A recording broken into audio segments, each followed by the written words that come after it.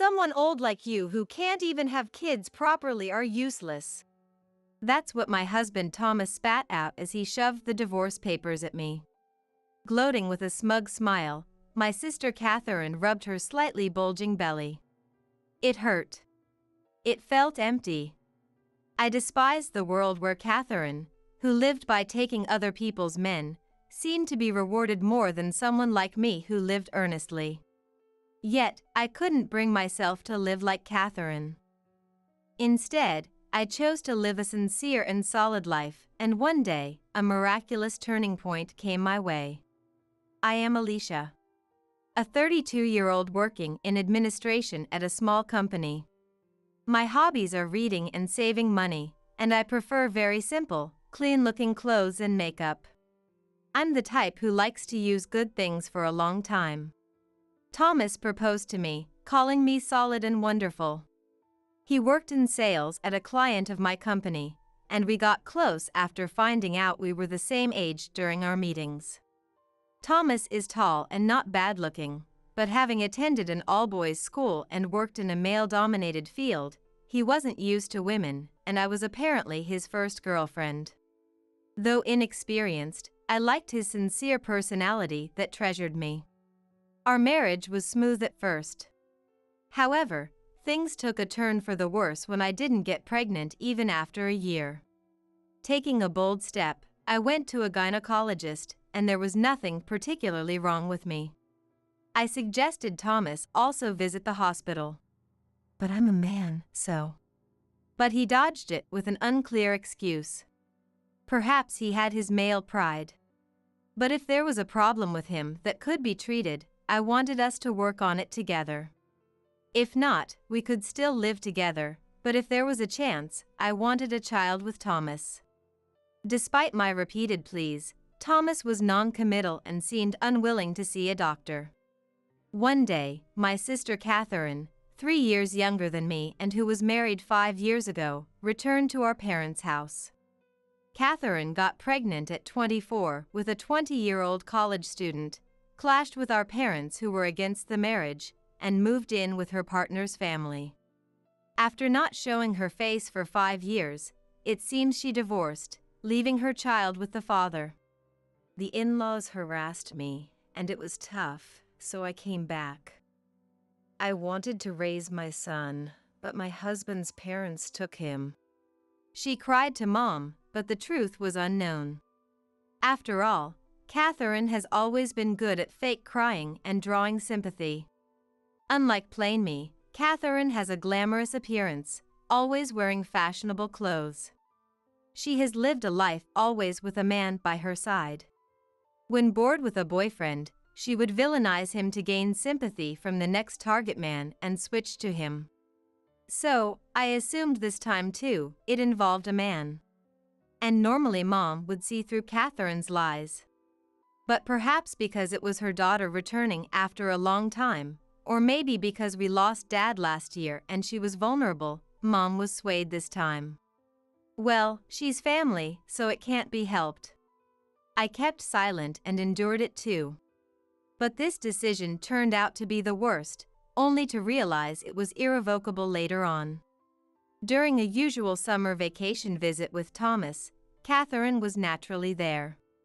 Catherine, who didn't attend our wedding, was meeting my husband for the first time. Relaxing in a camisole and shorts, the inexperienced Thomas took a step back at the sight of a young woman. But upon seeing Thomas's face, Catherine's eyes lit up. Wow, Sis's husband is handsome. Huh? We were both stunned. Indeed, thinking back, Thomas might have the same type of face as Catherine's past boyfriends. Nice to meet you, I'm Catherine, your sister-in-law. Looking forward to getting along, Thomas. Oh. Called by his name in a sweet voice, Thomas blushed and looked away. During the meal, Catherine, for some reason, sat next to Thomas, talking to him with a smile and frequently touching his arm or knee. Mom, unable to watch anymore, scolded Catherine. I'm just happy to have a brother. But she seemed unfazed. Thomas, blushing deeply, looked to me for help. Reluctantly, we decided to cancel our stay and began preparing to leave. Then Catherine whispered in my ear, "Sis, you've caught a good man." It creeped me out. In the car on the way home, Thomas, looking exhausted, said, "Your sister is something." To which, "I'm really sorry," I replied. At that moment, I realized Catherine had taken a liking to Thomas, but I thought nothing would happen seeing the reaction of Thomas. But for Catherine, accustomed to men, seducing Thomas, who was inexperienced with women, must have been easy. By next spring, Thomas, with his arm around Catherine's shoulder, declared, "Catherine is the one I love, so please let's divorce." Naturally, I was shaken to the core. "How could you think that's okay? Even if you don't forgive me, the fact that I no longer love you doesn't change." "Why?" "I'm sorry, sis. But I realized the moment I first met him. Thomas was my destiny." Catherine.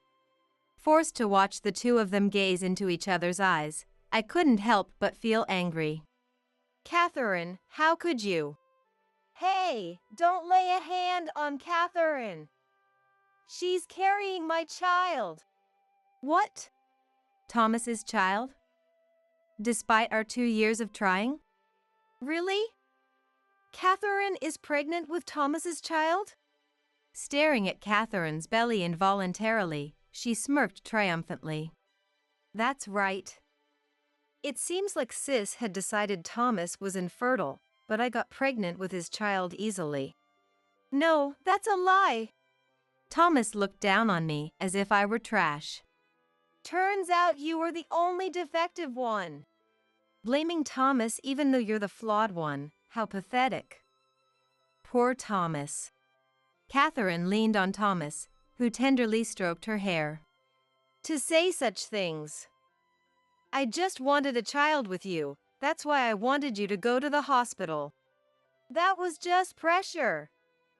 Not just about the baby. You always talk about saving and expenses for old age, forcing a life that reeks of poverty. I was fed up with not being able to spend freely like when I was single. Life with you was plain and boring, nothing fun about it." Thomas's harsh words deeply wounded me. "You were the one who said you loved the solid me." Compared to that, Catherine embraced me gently. That's why she got pregnant with my child. That's not fair. I didn't mean to blame him.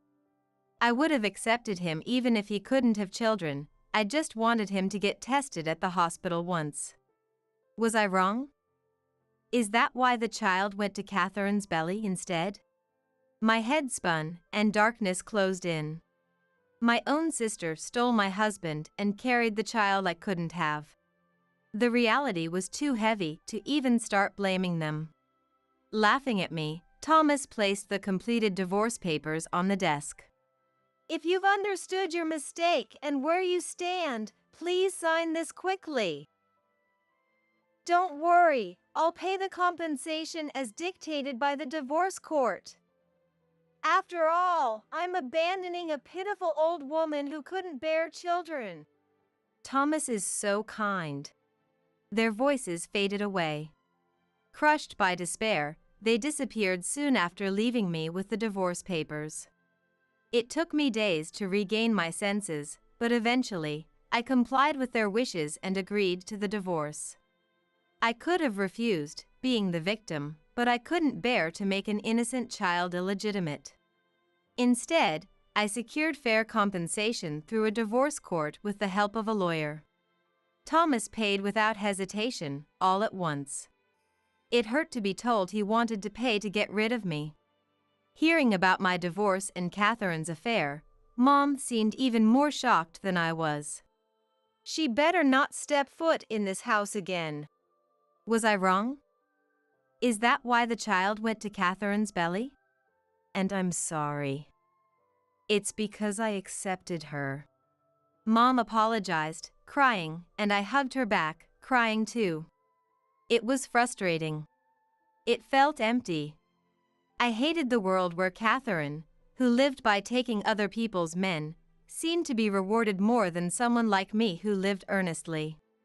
Yet, I couldn't bring myself to live like Catherine, and even after the divorce, I continued to live a plain and solid life. Then, a turning point came my way. One holiday, while reading a book at my favorite cafe. "Is that you, Alicia?" I was approached by a familiar voice. Looking up, I saw a familiar face. "Derek?" "It is you. Long time no see." Derek smiled happily. My classmate and childhood friend. Though we used to play together often as kids, we became estranged after going to different schools for further studies. The conversation flowed so naturally with Derek, it was hard to believe it had been so long since we'd last met, and I learned he had also divorced and returned to his hometown. His ex-wife had been irresponsible with money, leading to a discovery of significant debt and their subsequent divorce.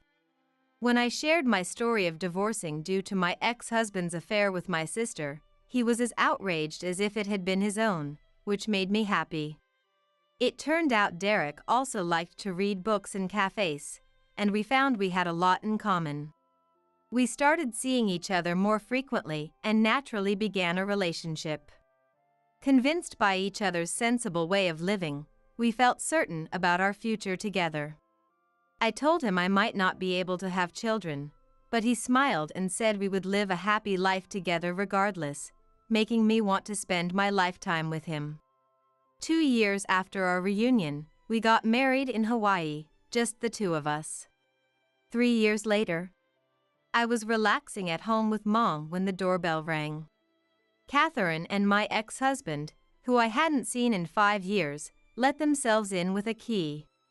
Upon seeing me, they sneered in disdain. "Sis, you're as plain as ever.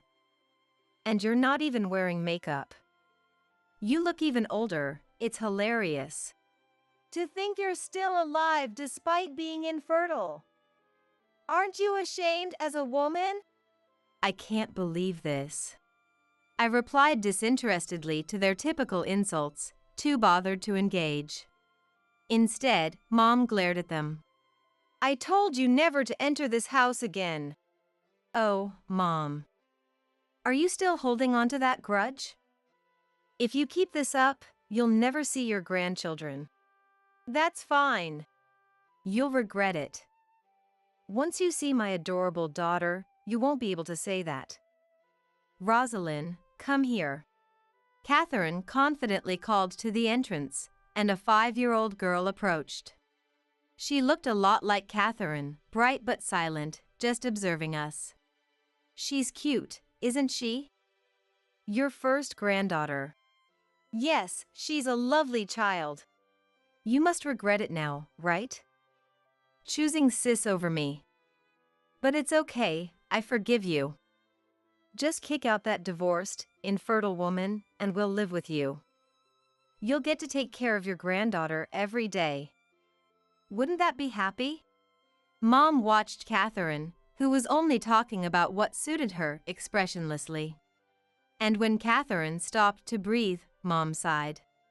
"I understand what you're saying.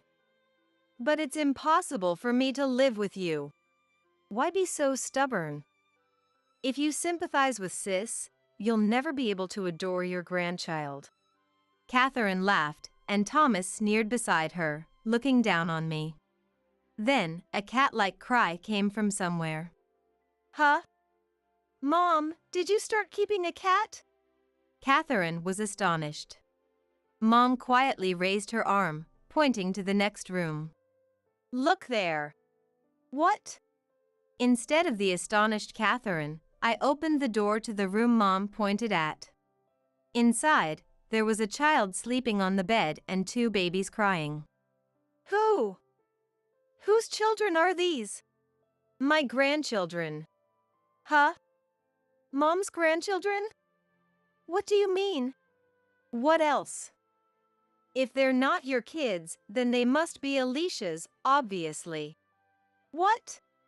Catherine and her husband's exclamations echoed.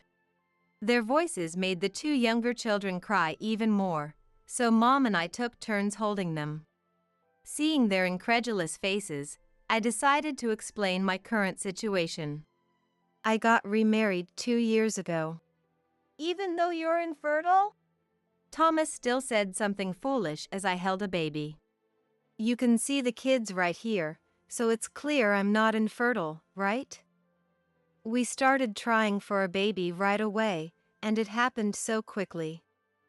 And the second time, I had twins, which was quite the ordeal. Is that so?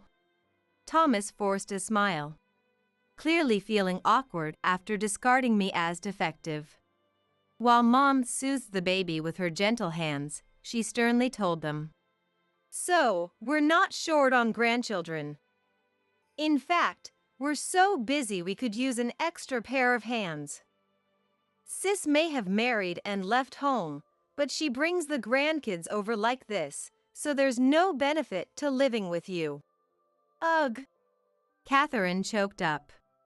But she quickly recovered and insisted, That's terrible, Mom. Are you discriminating against your grandkids? "You've made your bed.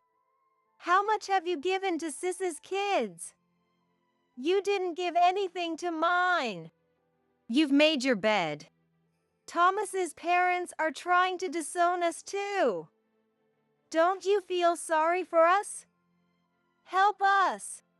You've made your bed." Ugh! No matter how much Catherine tried to cry and plead, Mom was unmoved.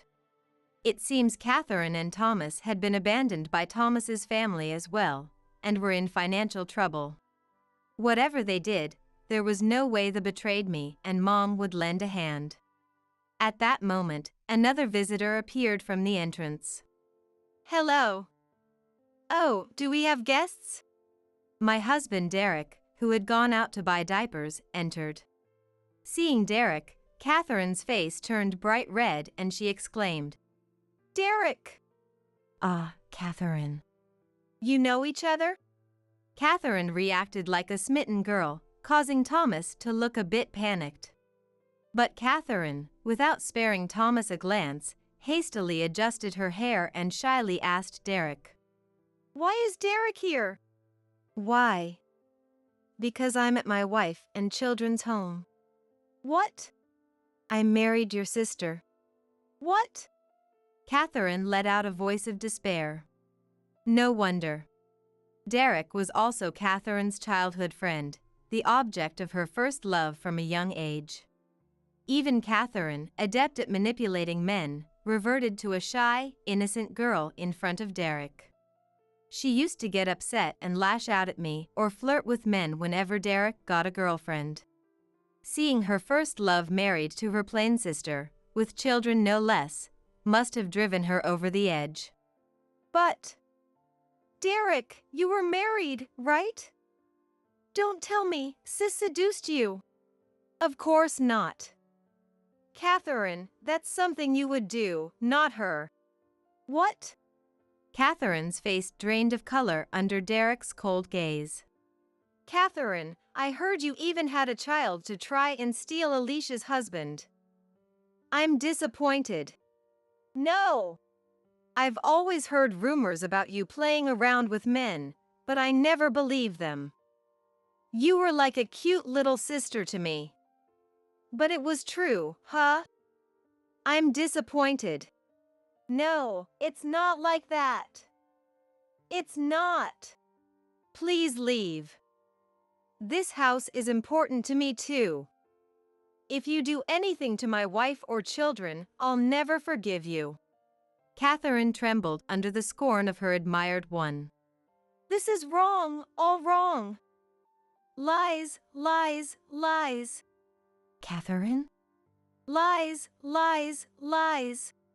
Seeing Catherine muttering with unfocused eyes, Thomas also turned pale.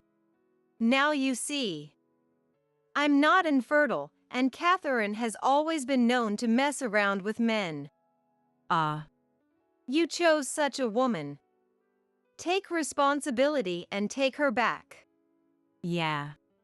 Thomas, stunned, dragged away the babbling Catherine. Rosalind, left behind by her own parents, was delivered by me to Thomas's parents. They are decent people. When Catherine and Thomas had their child, they criticized them severely but supported Catherine and her husband's life, acknowledging that the incoming child was innocent. Being on the verge of disownment by such people suggests Catherine and her husband's behavior must have been particularly egregious. Seeing her grandparents, Rosalind's face lit up and she hugged them. Relieved by their embrace, I returned home to my husband and children. Afterward, Catherine locked herself in her room for a while, then went on a rampage, lashing out at Thomas. With no money, disowned by both his own and his in-laws' families, and facing his wife's unreasonable treatment at home. Not to mention her rampant affairs, and his supposedly infertile ex-wife now having 3 children. Suspecting something amiss, he secretly conducted a DNA test with Rosalind. The results confirmed Rosalind was indeed Thomas's child, without a doubt. The inability to have children with me might have been due to compatibility. However, when Catherine realized that Thomas had conducted a DNA test, she exploded even more. Their marriage deteriorated beyond repair, leading Thomas to divorce her, taking Rosalind with him. Thomas apologized to his parents, who allowed him to return for Rosalind's sake. I hope Rosalind grows up happy under the care of her loving grandparents. Meanwhile, Catherine, a former housewife without savings, desperately sought the next person to rely on. She was lured by a man she met on an app into a profit-making scheme and ended up assisting in a fraud. When the man was charged with fraud, Catherine, having been involved, was arrested as well. A prison full of women, without a man in sight, must have been hellish for Catherine. The thought of her possibly receiving a prison sentence, despite being my sister, fills me with pity. 6 months later. On a weekend night, I sneak out of bed, leaving the children sleeping soundly, and head to the living room. My husband places a cocoa with marshmallows on the table and we sit down on the sofa we carefully chose together. We quietly raise our mugs with a soft cheers so as not to wake the children, savoring the rich sweetness and the warmth spreading through our palms. While I'm immersed in this comfort, my husband has already opened a new book by his favorite author, diving into a world of imagination. I pick up a book I've been looking forward to reading and eagerly turn to the first page. Catherine and Thomas might laugh at this as being plain. But what others say doesn't matter to me. In this peaceful space, spending time reading with my husband, my greatest ally, while our precious children sleep contentedly from a day well spent, is the ultimate bliss for me. The crying kids and the wife who doesn't do housework are just in the way. Upon returning home from visiting her parents, Emery was greeted by these unbelievable harsh words from her brother-in-law, Mark. To make matters worse, Mark left Emery and her child behind at our house and went back alone. The worst. Was Mark always hiding his true nature? The action I took, shaking with anger. My name is Violet. I retired last year after working for many years. I have a daughter named Emery. When Emery was 5 years old, her father fell ill and passed away. Since then, I've raised Emery with all my love, by myself. Emery has always been a kind child. She sometimes felt lonely without her father, but grew up to be a bright and honest good child. At the age of 25, Emery married a man named Mark and became a housewife. Emery and her family live in an apartment an hour away by train from my house. One day, I received a call from Emery. Mom, I'm pregnant. I was overjoyed to hear about Emery's pregnancy. That's wonderful. How are you feeling? If there's anything I can do, just let me know. Congratulations, I said, offering my blessings. Imagining a bright future, I even started thinking about passing on my house to Emery and her family someday. Hoping for the health of both mother and child, I spent my days looking forward to the birth of a healthy baby boy. Emery decided to come back home for about a month with her son after giving birth, and I did everything I could to support Emery so she could rest a bit. Bathing, changing diapers, feeding milk. Taking care of a baby after so long was challenging but fulfilling, and most importantly, my grandson was so adorable that I was motivated to do anything. Emery tried to do as much as she could on her own, but I always told her not to overdo it postpartum. Thinking of Emery's health, I prepared nutritious meals. Mom, thank you so much. This really helps, Emery would always say, expressing her gratitude. I was enjoying life with Emery and my grandson, but one thing bothered me. Emery's husband, Mark, hardly ever came to our house. I thought it was normal for a husband to come and see his wife and child. 2 weeks later, Mark finally came to our house. However, he barely exchanged a few words with Emery and didn't even bother to look at the baby sleeping in the crib on his own. Emery picked up the baby to show him, but Mark showed little interest. I suggested to Mark, "Why don't you stay over tonight?" But Mark declined, saying, "No, I'm busy with work, so I'll pass," and left soon after. I felt uneasy about Mark's indifferent behavior, showing no affection for the baby or consideration for Emery, but I continued to support Emery and take care of my grandchild with dedication. After that, Mark never showed his face again. A month flew by, and it was time for Emery and my grandson to return home. Feeling lonely again, I hoped the family of 3 would support each other. Even though Mark had a lukewarm response when he visited, living with the baby might gradually nurture his paternal instincts. Maybe he only came once because he was really busy with work. Convincing myself of this, I hoped for Emery's happiness.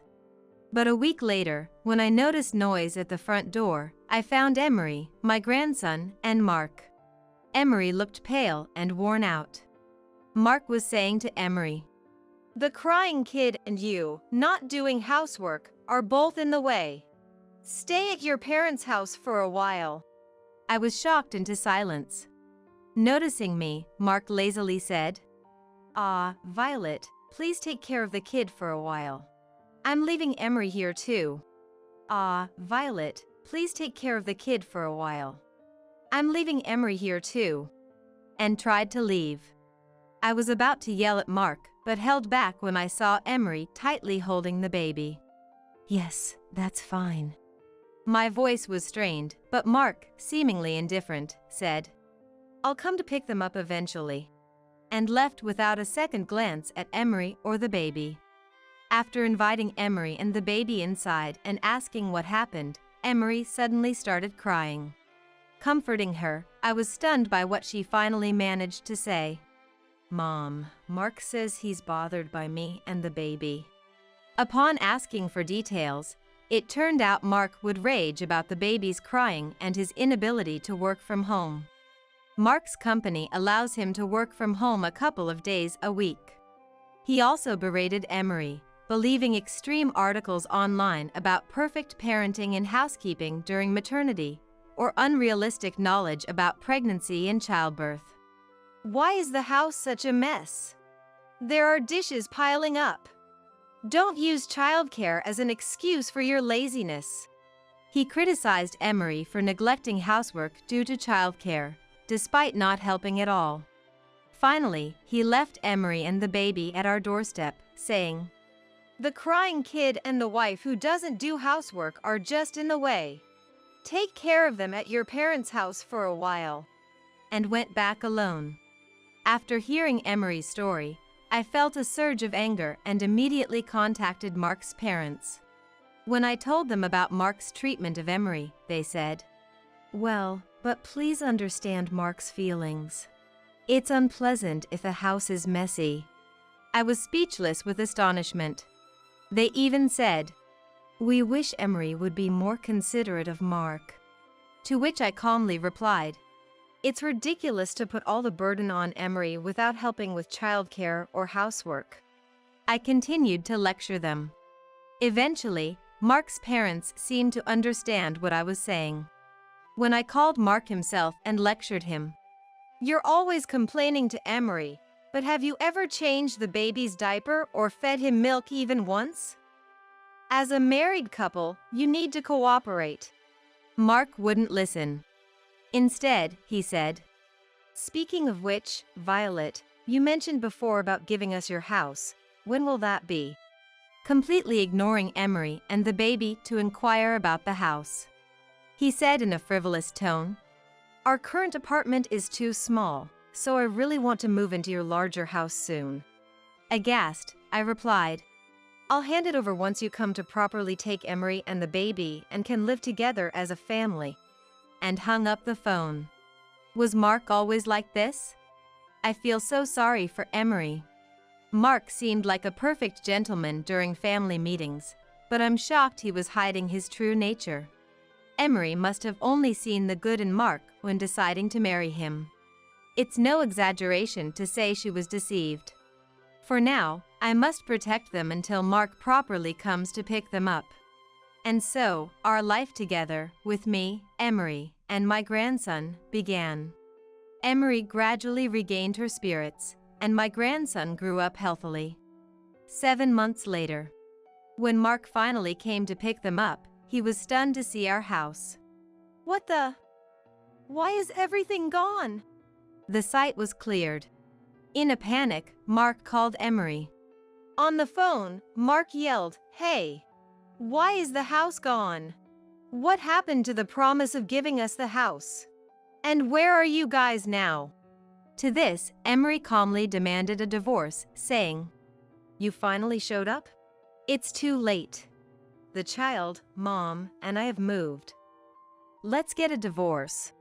Actually, since Mark didn't come to pick them up for a long time, I sold the house and cleared the land. If he had come sooner and sincerely apologized to Emery, things might have been different, but since there was no sign of that, I decided to sell the property. By then, Emery had already resolved to divorce Mark. I hadn't expected him to come after 7 months. During this time, we managed to find a strong lawyer for the divorce and a new place to live with the money from the sale of the house, so maybe the timing was right in a way. But it was way too late. What did he think of Emery and our grandson? Mark screamed. Divorce. Why would it come to that? I will never agree to it. Tell me where you've moved to, I'll come. But Emery responded, I will never tell you. I'll send the divorce papers by mail, please sign them. And hung up the phone. We didn't move to a neighboring city but to a distant one, buying a spacious apartment with the money from the house sale. With a large park nearby and supermarkets and drugstores within walking distance, it's a great location for raising a child. Emery and I are completely satisfied with our new apartment, enjoying a relaxed life of parenting. Mark often called afterward, only saying, I will never agree to a divorce. Emery reiterated her request for a divorce, saying, If you could ignore us for 7 months, we must not be needed. Please come to terms with it and agree to the divorce. But Mark threatened. Do you plan on taking away my parents' first grandchild? However, Emery informed him.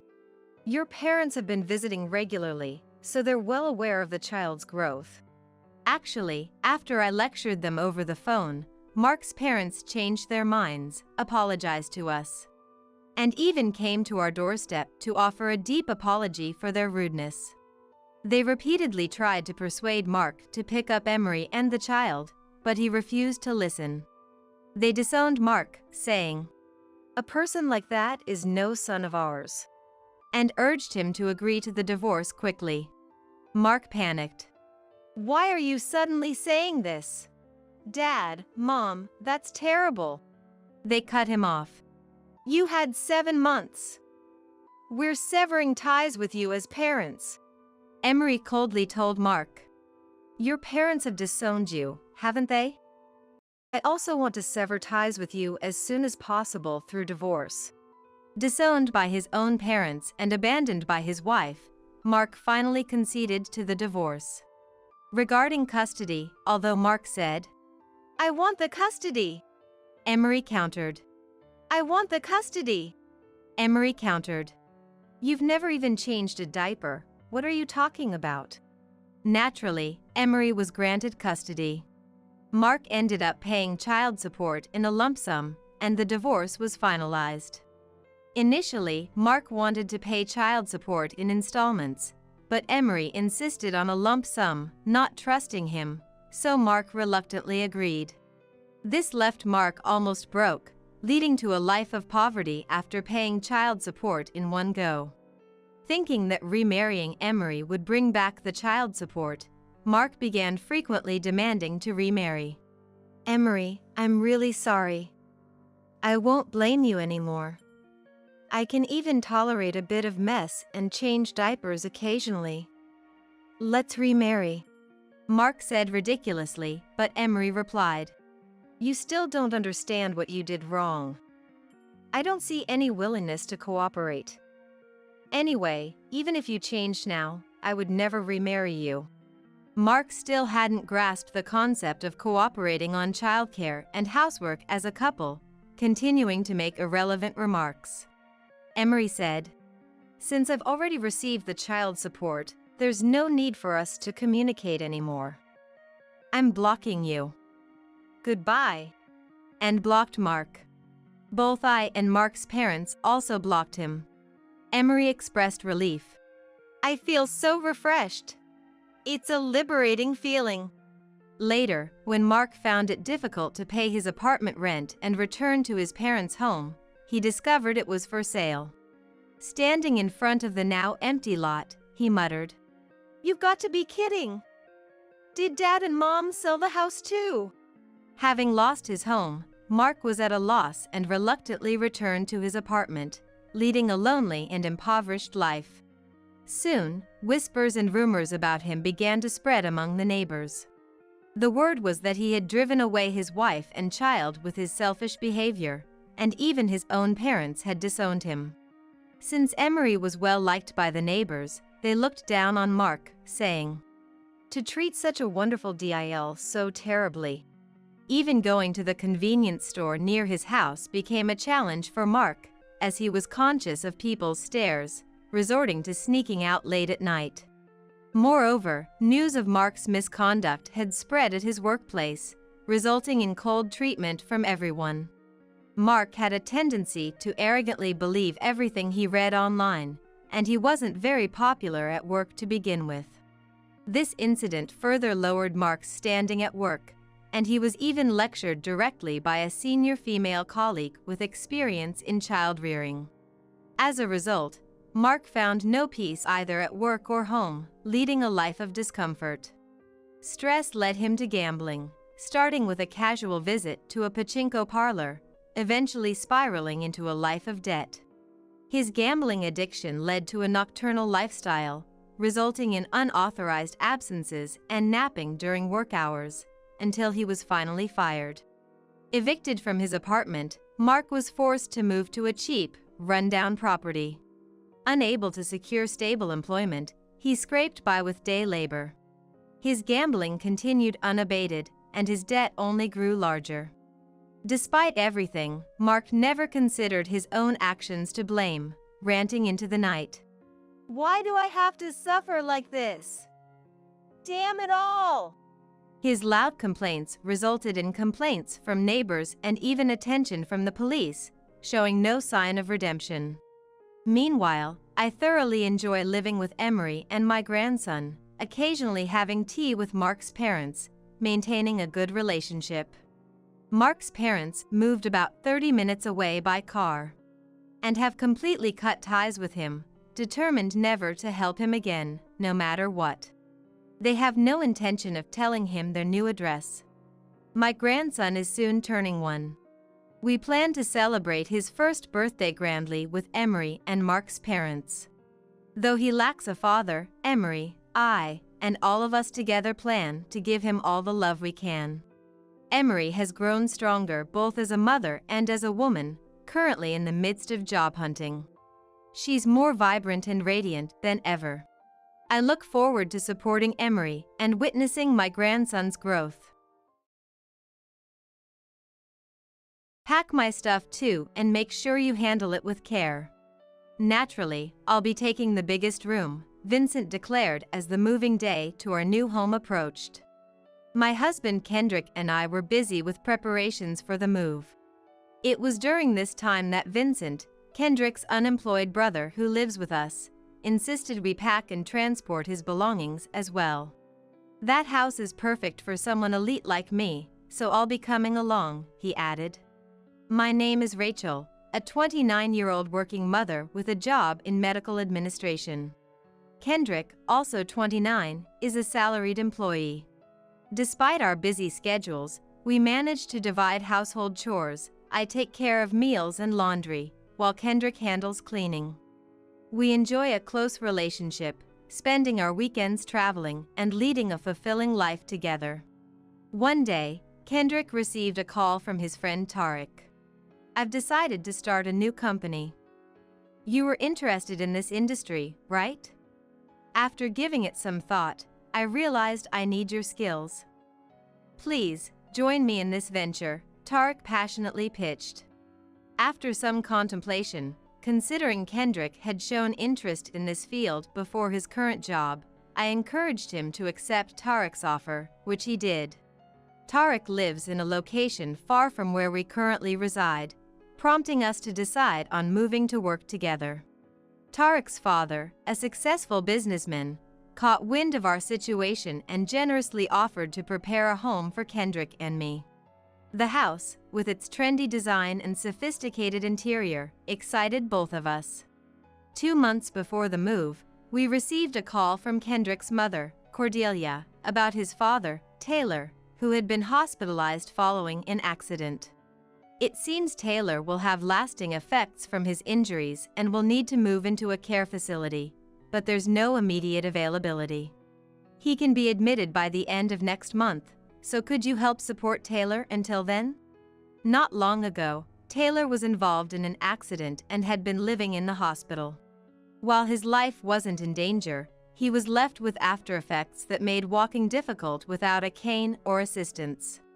We were planning to hire a home health aide, but since they wouldn't be available 24/7, there was a desire to have more hands on deck.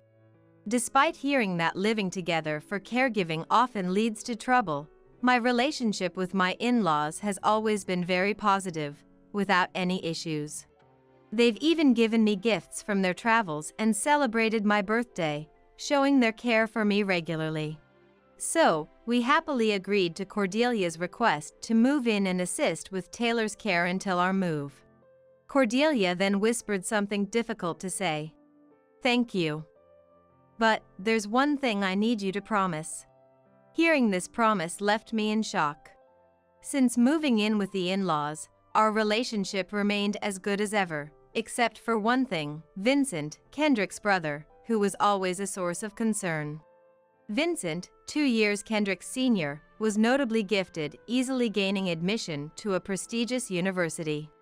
Afterward, he secured a position at a well-known, leading corporation, but reportedly quit soon due to an inability to mesh with the workplace culture. For a time, he seemed keen on re-employment, but lately, he dismisses job opportunities, scoffing, "An elite like me shouldn't settle for such conditions." Currently, he sporadically works part-time jobs for leisure money while residing at his parents' home. Despite efforts to encourage his departure, Vincent's imposing nature often led to confrontations. Even after changing the locks, he would ambush the in-laws, forcefully enter the house, and replicate the keys to maintain his presence without concern. Living with someone like that, I knew wouldn't be easy, and indeed it was as I feared. In Vincent's eyes, Kendrick was the failure of a brother, and I was the incompetent DIL brought by the failure. Despite prior discussions about cohabiting for Taylor's care, Vincent demanded, "Hey Rachel, I'm starving. Isn't dinner ready yet? Why am I having fish? I was in the mood for meat today, you incompetent woman. The room's getting messy, clean it up. And don't touch the stuff on the shelves, making me handle nearly all his personal needs. Of course, I ignored most of Vincent's demands, but he would still consume meals prepared for Taylor or leave his trash in front of my room as he pleased. Even reluctantly caring for Vincent elicited no thanks, only a sense of entitlement. After returning from work on weekdays, I'd start on household chores and assist with Taylor's care, making for hectic days. Moreover, Vincent treated me like a servant, repeatedly boasting about his university and corporate experiences, taking up my time. I considered leaving multiple times, but convinced myself to endure it just for the 2 months until we moved to our new home. Since our stay was temporary, we hadn't unpacked much, simplifying the moving process. Now, we just awaited the completion of our house to transfer our belongings. One day, Vincent woke up past noon as usual, looked at the leftover lunch, and sneered at the poor meal before mockingly laughing at us. "Hey, incompetent woman, make sure my stuff is moved into the biggest room. Handle it carefully, don't you dare scratch anything. When are you moving, Vincent? Let me know the address, and I'll arrange the movers for you," I replied. At that, Vincent sighed deeply, berating me for a while for being useless and stupid. Then, he started accusing Kendrick of snooping through his computer and emails. That house seems decent enough, though living there is the true test. The location and layout seem good. Plus, with a supermarket nearby, Rachel can quickly get anything I need. He noted after apparently reviewing our new home's details, asserting his move with us. Of course, an elite like me will take the largest room. He sneered, prompting me to bite back a retort, but I held back. Smiling, I simply agreed and ended the conversation with Vincent. Behind me, Vincent's delusions about the new home continued, envisioning a scenario where he, the non-contributor, was supported by Kendrick and me working tirelessly from dawn to dusk. That night, I shared Vincent's behavior with Kendrick, Cordelia, and Taylor. "Rachel, do you remember the promise?" Cordelia asked. "Yes, of course. I've told Vincent we would pack his things," I replied, nodding solemnly to Cordelia, who then sighed deeply. On moving day, thanks to thorough preparation, our transition to the new home went smoothly without any hitches. With Tarek's help, we were able to finish unpacking earlier than planned on the day of the move. The fresh scent of the new construction, combined with the sophisticated design of the exterior, entrance, and the functional storage spaces throughout the rooms, made us truly feel the start of our new life, lifting our spirits. That night, Kendrick, Tarek, and I celebrated our new home and the future of our company, opening the champagne Tarek brought, and enjoyed ourselves until late into the night. The next morning, in our new home, I received a call from Vincent. Answering the phone with my head still foggy from the alcohol, Vincent angrily demanded, "Hey, what's the meaning of this? Why are my things still here?" Kendrick quickly took the phone from me and calmly explained, "We did exactly as you asked, placing your belongings in the largest room. Isn't that what you wanted?" Indeed, we did place Vincent's belongings in the largest room, just as he had instructed us to. That room was the living room of the family home where we had all lived together. Vincent, having been lied to about the moving day, went out as usual and returned in the morning to find the house empty. He was utterly confused, unable to grasp the situation. Interrupting his tirade of insults, Kendrick firmly informed him of the future of their parents' house. "Also, Vincent, you need to leave soon. Dad sold the house during the move, so you can't live there anymore." Vincent, stunned, began loudly calling for Taylor and Cordelia. However, Taylor had already moved into a care facility, and Cordelia had started living alone in a small apartment nearby, so no one was there. "Are you kidding me? Leaving me behind and doing whatever you please? You're the one joking, Vincent. Thinking you can just show up at your brother's place and have everyone take care of you is insane." Kendrick, having lost all admiration for Vincent, who was once considered elite, ended the call with a sigh, showing his frustration. He rejected all return calls and even blocked Vincent's number, finally freeing us from his burden. A week after moving, I received a call from a friend living near our old family home and took the opportunity to inquire about Vincent's current situation. Vincent, it seems, had refused to leave the family home, believing it impossible to sell a house with someone still living in it. The real estate company, brought in by Taylor to handle the sale, found itself at a loss with Vincent and issued eviction notices from both Taylor and the company. Only after such measures did Vincent finally accept the sale was real. He attempted to cancel the sale, but since the property belonged to Taylor, Vincent's protests were in vain, leading to repeated eviction notices from the real estate company, almost reaching a legal standoff before Vincent reluctantly left the house. Vincent, relying on an address he found snooping on Kendrick's computer, attempted to come to our new home but was shocked to find himself at a police station. Kendrick had anticipated Vincent might look through his computer and deliberately placed false information where it would easily be found.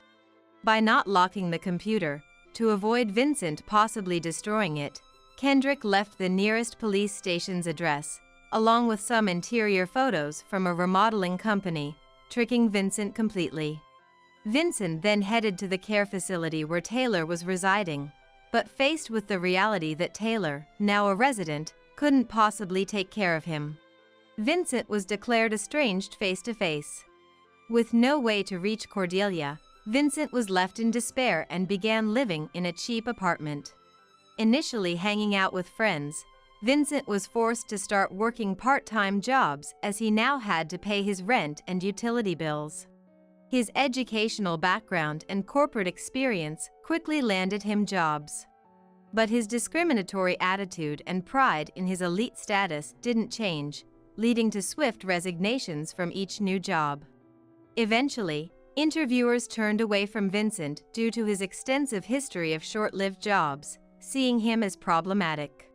Vincent finally realized that his prized educational background and corporate experience were of no value.